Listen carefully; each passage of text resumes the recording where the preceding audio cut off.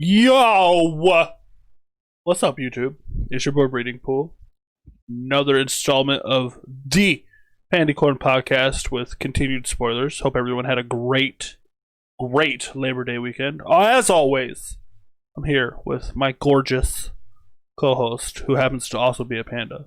Hey, you keep calling me gorgeous. Like, one of these days, you and I are just gonna, Let's get into it. But first, as always, please, we've noticed a lot of you guys that are watching the content aren't subscribed. So if you could do us all a solid, me and Pandaman explicitly, make sure you guys touch that subscribe button, hit the bell icon, leave us a thumbs up, maybe leave a comment.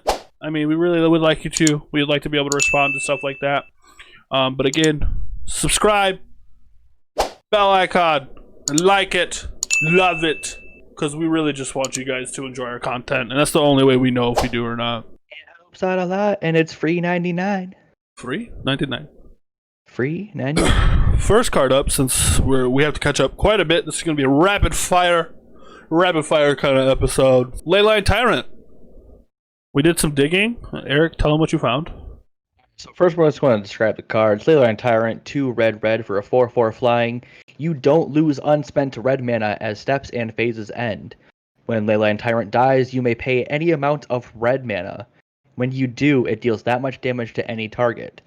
So after doing a little bit of digging, the end phase is technically a phase. So as that phase ends, you keep the mana. So you keep the mana on your opponent's turn. It's basically the red Omnath. It's freaking nuts. It's pretty nuts. Yeah, it's really good. Like, one, you can hold up like instant speed spells in your hand on your opponent's turn, as well as holding up the ability to do this. And God forbid if Wilderness Reclamation wasn't banned and everything it's been in. But this with a sacrifice outlet seemed really fun. Seems like a good way to just ensure you're getting value out of your 4/4 for 4 flying creature, which is already on frickin' value. Feels great, as well as not even the implications of just and end your turn. I'm going to tap 2 mana because I didn't have that to spend. I float all of that.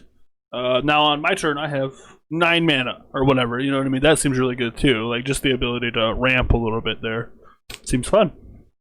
Seems like a good card. This card, Wendy.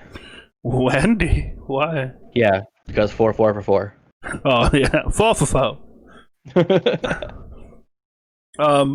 Turn Timber, the 4 mana, 4 colorless. Wait, hold on.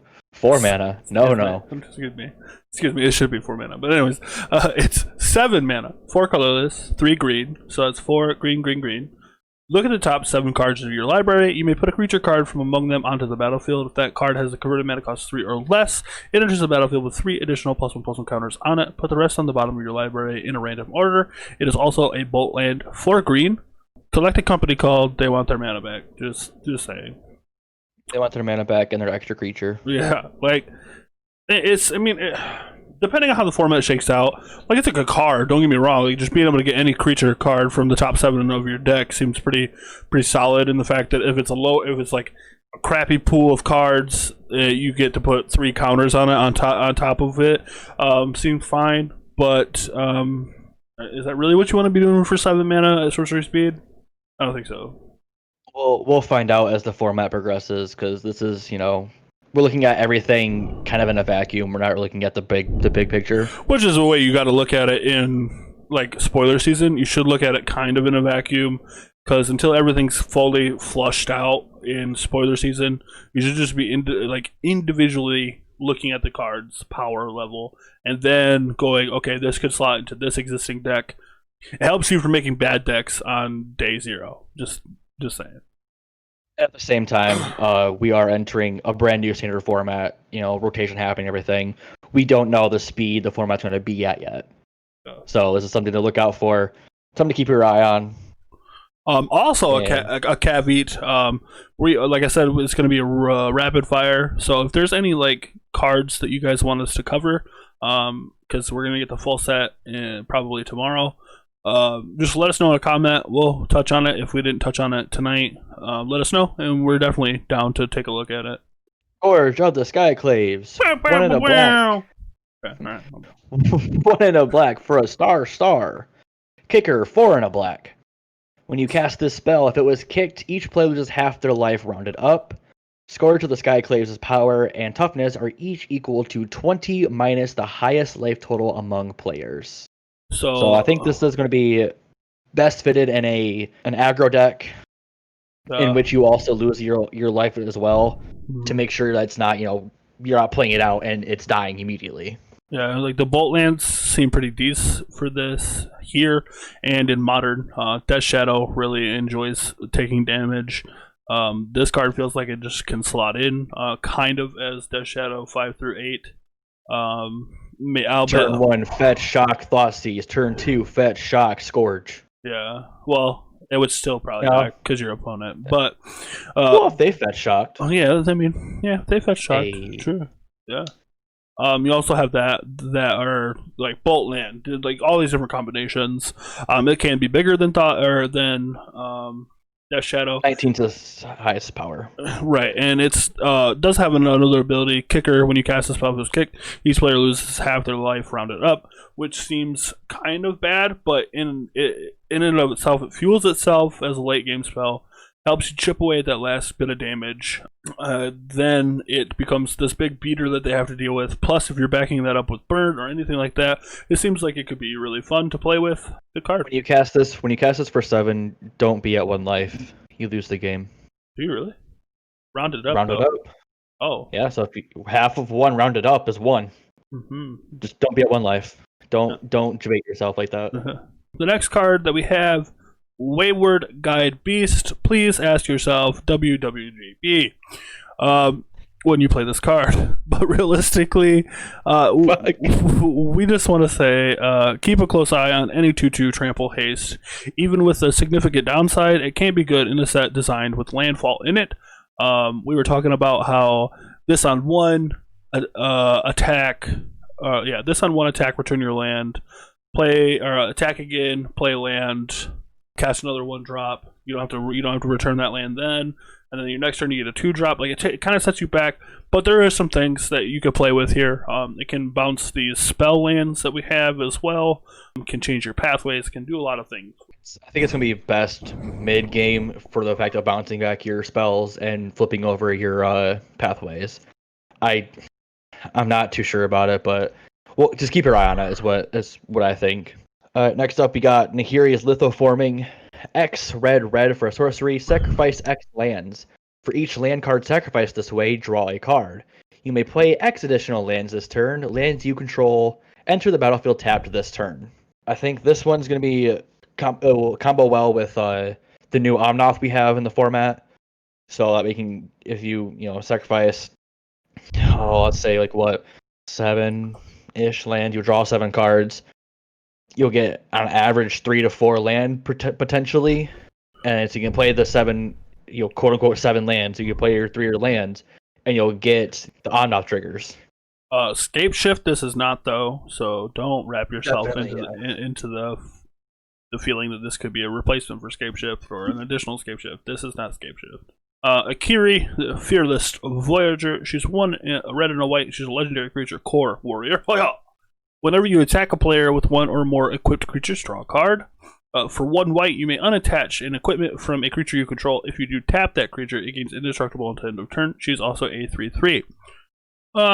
She seems fine. Like, she's good with the red-white equipment deck that'll probably come out of this set. Like, her activated ability gives you a way to protect against wrath effects, and her trigger ability is pretty decent with just keeping cards in your hand, which is what aggro decks struggle against. She's fine. I just don't know how often you want to unattach equipment in your red-white equipment deck, especially because most of the equipments nowadays are costing more and more than their casting cost. Next up, we got Forsaken Monument. 5 of any color mana. Colorless creatures you control get +2/+2.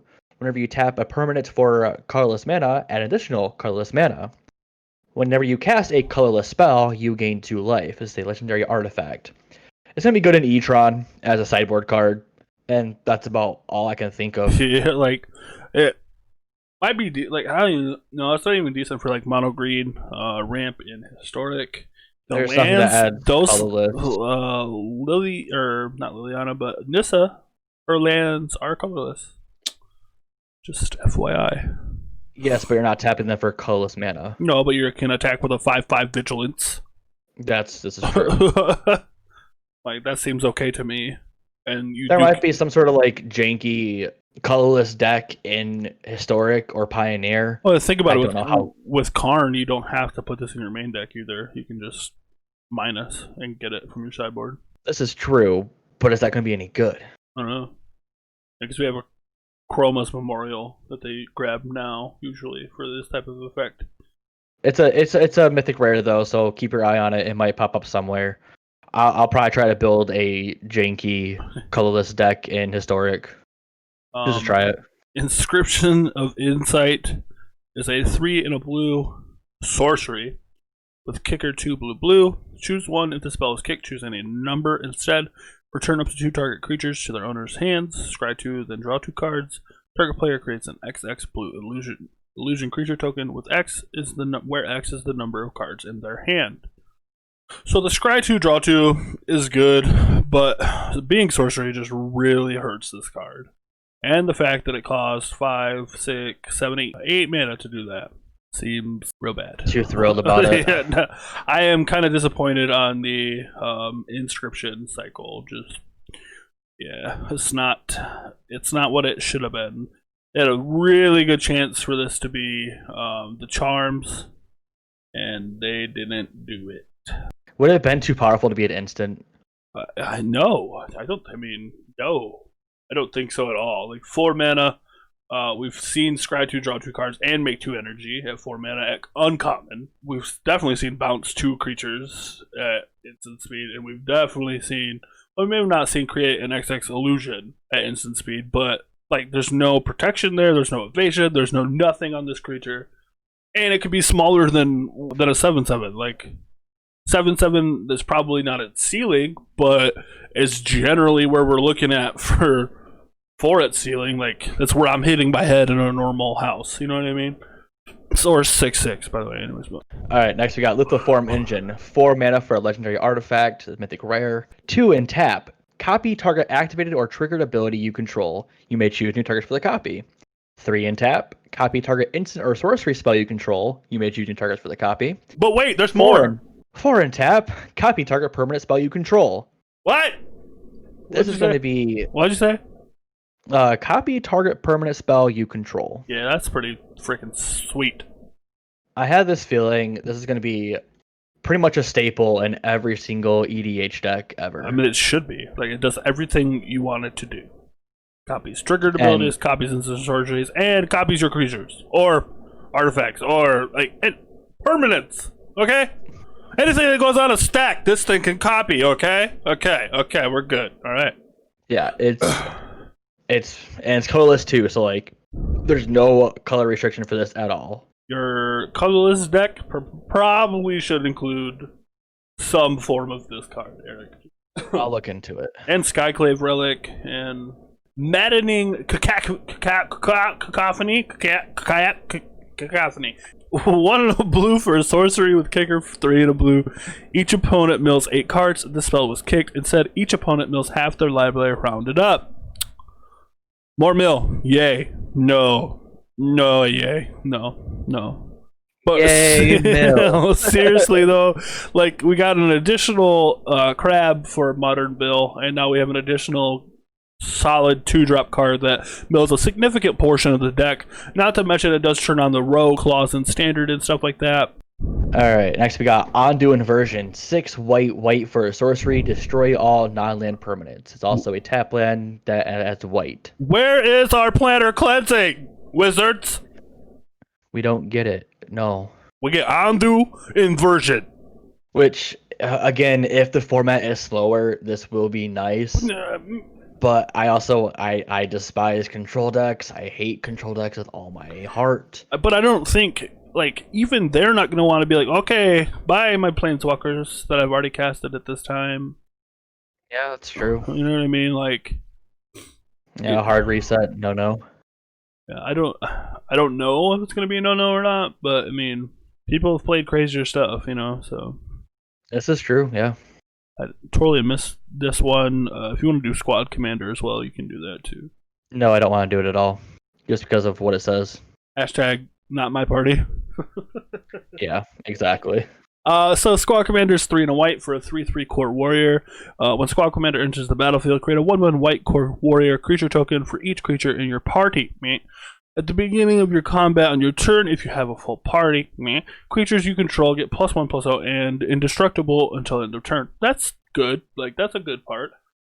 But you have to have a full party. So it's I feel like having a full party is literally just win more. It really is. Like, if it counted all creature types among all things, like, yes, give me that. But they wouldn't have printed a 2 mana and all these other ones that are just like everything in one, because then it would just be broken. So it doesn't, and that makes it bad. All right, so hear me on this. Hear me on this. Ready? You're gonna go turn 1, 2, 3. Have 3 of the party creatures, right? Uh-huh. We're gonna play turn 4 squad commander attack. Your opponent goes, okay, turn 4 shatter the sky. Yeah. Oh. Yeah. Oh no. Storm's Wrath or whatever. Yeah. And 1, 2, 3, even the like flame sweep effect that we've already gotten probably will eliminate most of those creatures. Yeah, and it definitely kills all these 1/1 white core warriors you just made too. Yeah.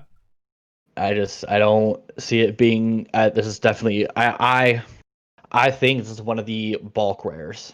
I feel like most things party related are going to be bulk rares. Unfortunately, that's just my opinion. Take it as you will. All right. So next up we got Scoot Swarm, 2 and a green for a 1/1 creature insect. Landfall. Whenever a land enters the battlefield under your control, create a 1/1 green insect creature token. If you control 6 or more lands, create a token as a copy of Scoot Swarm instead. Pack Rat, this is not. No. Even though it's free, this is not Pack Rat. Even though it's free, it's not Pack Rat. The fact that it makes 1/1 insect tokens, and then when it's 6 or more, creates copies of this, they're still 1/1s. Yeah, they died to a 2 mana instant speed spell. That was 2 mana instant speed spell in this set, and it dies to a 1 mana instant speed spell that exiles it. Yeah, and it's 3 mana for itself. If you want to get value immediately, you play it on turn 4, play a land. You have 2 1/1s. Woo! Yeah, like, I mean, definitely can swarm like this in the +1/+1 counter deck that you somehow figure out a way to get +1/+1 counters on all these things. That could be insane, but just making a couple copies of the Scoot Swarm and then making copies of that and then putting counters on it seems good. But we don't have the green-white land, the Township Land that we had before. Like, we don't have Township. Gavany Township. Boom! Gotcha! Let's go. I know cards from other formats. I know cards from 10 years ago. Shush. Don't reveal my age on podcast. All right. Next up is Skyclave Shade, or Shade, if you know, however you want to pronounce it. For 1 and a black, you get a creature Shade, 3/1, kicker 2 and a black. Skyclave Shade can't block. If Skyclave, say that 5 times. Skyclave Shade. If Skyclave Shade was kicked, it enters the battlefield with 2 +1/+1 counters on it. Landfall, whenever a land enters the battlefield under your control, if Skyclave Shade is in your graveyard and it's your turn, you may cast it from your graveyard this turn. That's a good card. That's a pretty good card. So 2 mana 3/1 seems good just by itself. And then 5 mana, you can make it a 5/3, and you can also cast this from your graveyard just simply by playing a land, which also allows you to cast it with its kicker costs. Being that you can cast it, sometimes give you drawbacks, but in this instance it does not. It allows you to just make a 5/3 for 5 mana repeatedly. Drop a land, makes land drops better. It is no blood gas, though, I'll tell you that, but it's good. Yeah, I agree. This on 2 attack, the Wolf Strider on 3 attack, you know.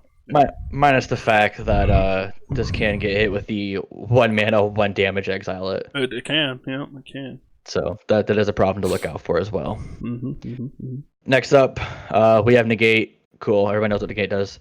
All right, after that we got Grakmaw Skyclave Ravager.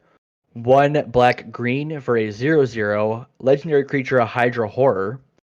When it enters the battlefield with 3 +1/+1 counters on it. Whenever another creature you control dies, if it had a +1/+1 counter on it, put a +1/+1 counter on Grakmaw. When Grakmaw dies, create an XX black and green Hydra creature token with X's number of +1/+1 counters on Grakmaw. Grakmaw. I like this. Grakmaw. Grakmaw.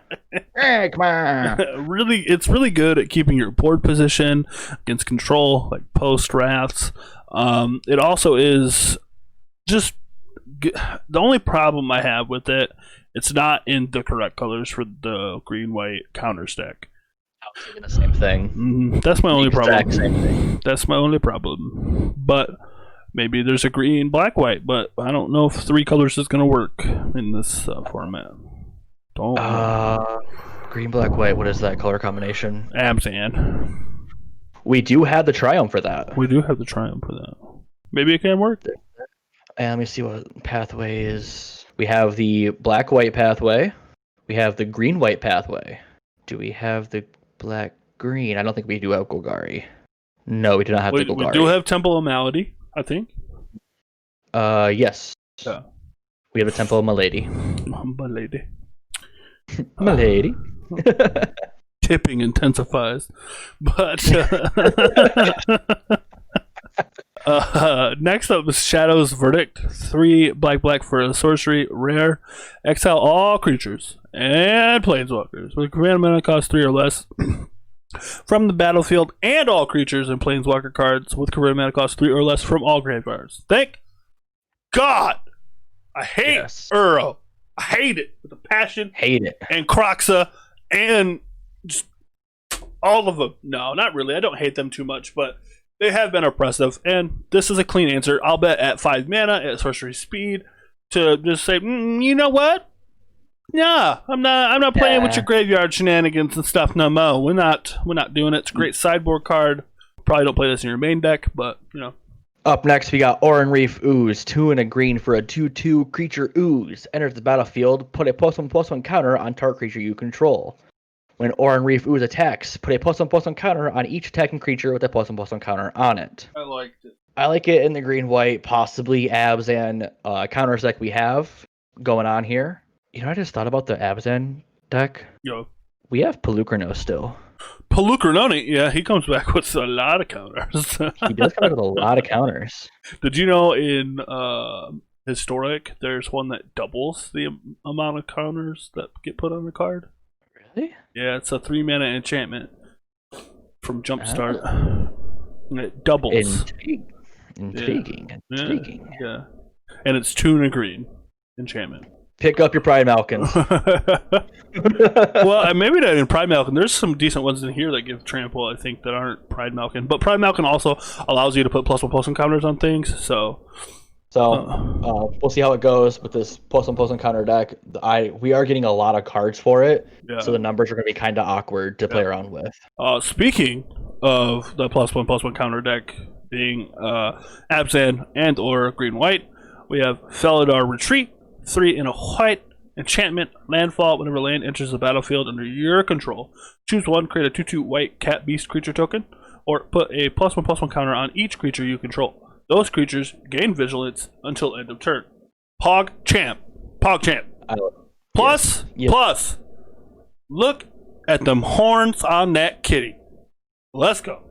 We've talked about this. Felidars have horns, dude. I've never heard about them in mythology, but you know. You played Magic for 10 years. We're again showing my age on the podcast. Okay, all right, that's fine. All right, up next we got Glasspool Mimic, 2 and a blue for a 0/0 creature shapeshifter rogue. You may have Glasspool Mimic enter the battlefield as a copy of a creature you control, except it's a shapeshifter rogue in addition to its other types.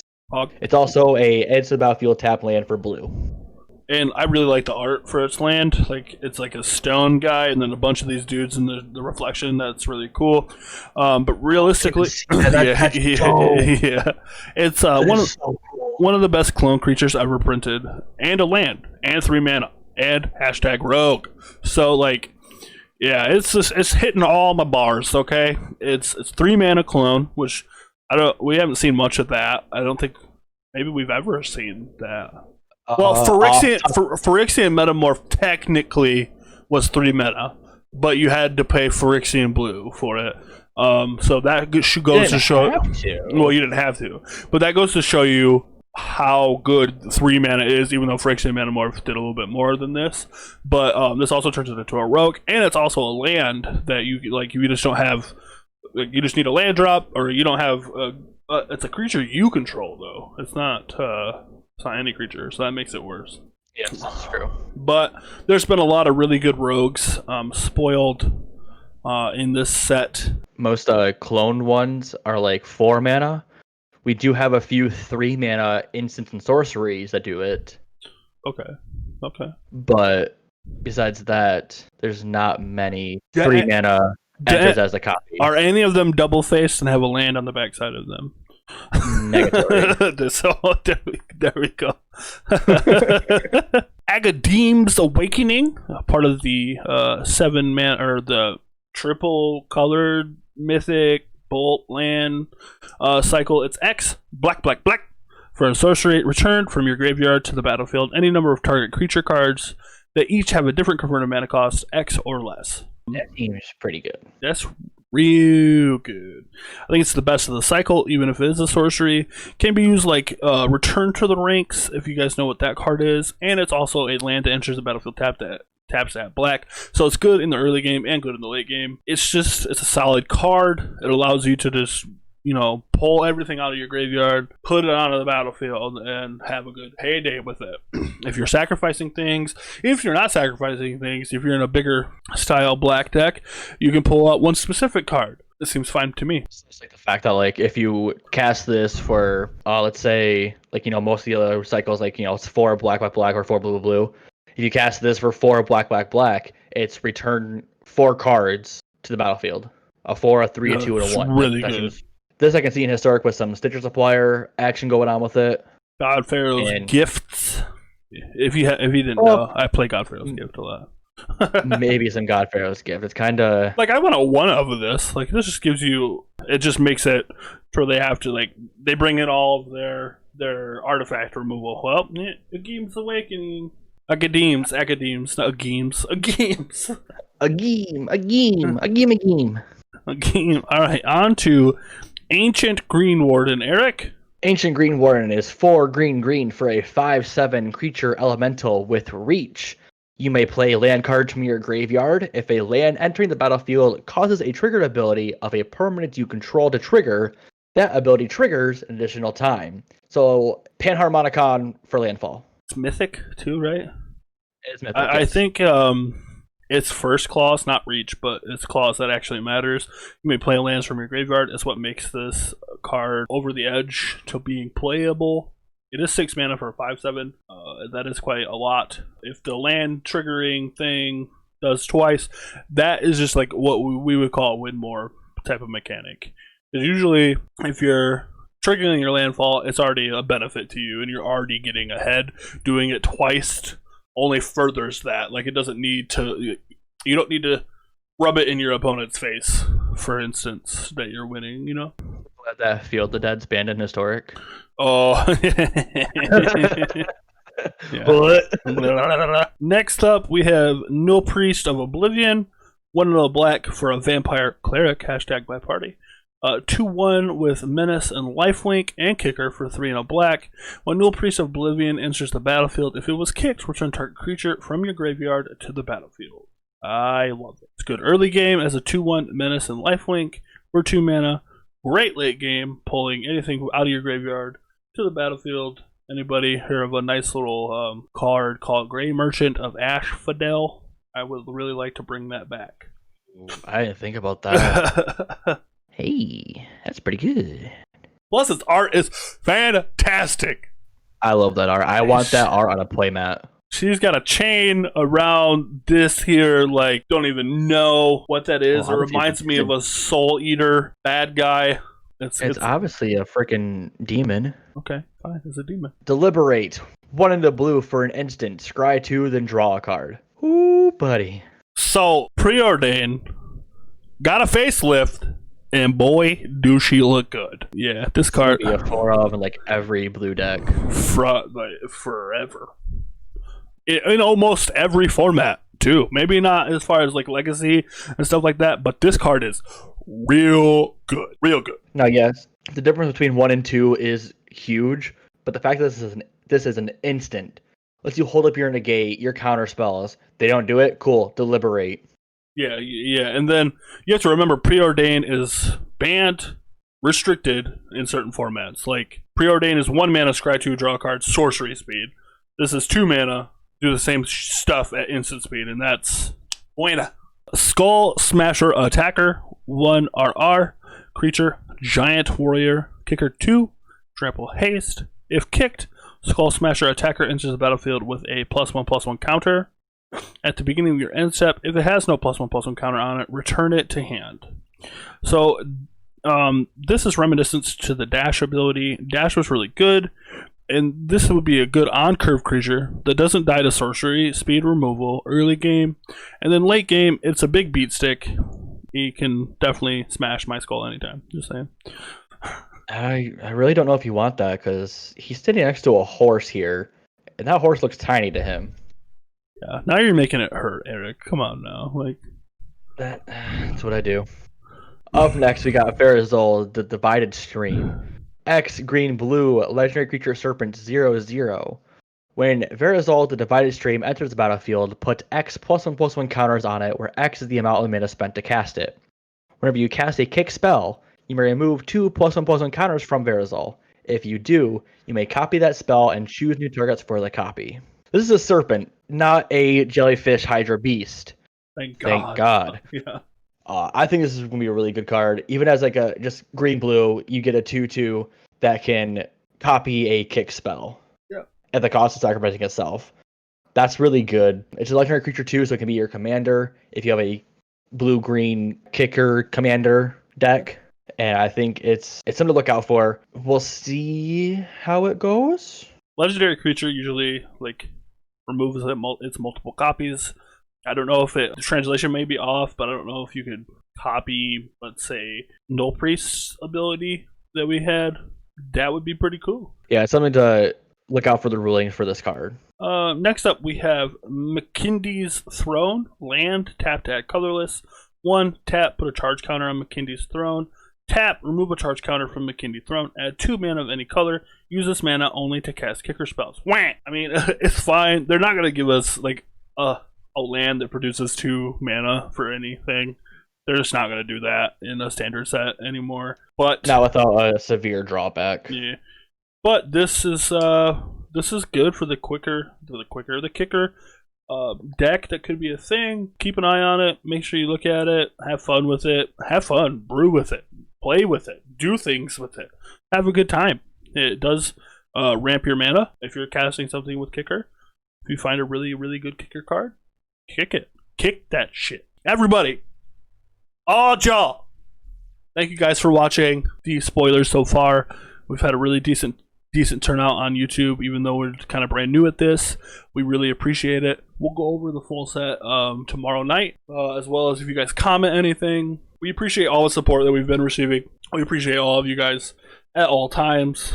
Again, before we go, I am going to let you guys know I would really like you to touch that subscribe button.